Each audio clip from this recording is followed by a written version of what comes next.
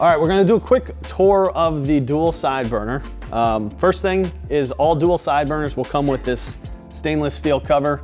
So now that we have the cover off, you can see inside. So first thing we'll go through is the two knobs. The two knobs control the two burners that are located on the dual side burner.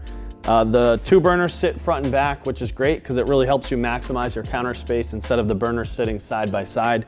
It is a little bit wider than the single side burner, but again, since they sit front and back, you're able to maximize that counter space. If you look in closely here, you can actually notice the burners are made out of a brass material. You can also pull the top covers of the grates off in case you ever needed to get in there and clean out anything underneath. Aside from that, you do have a trap down at the bottom in case you needed to go ahead and clean that out. You can easily remove it and then put it back in when you're done cleaning it.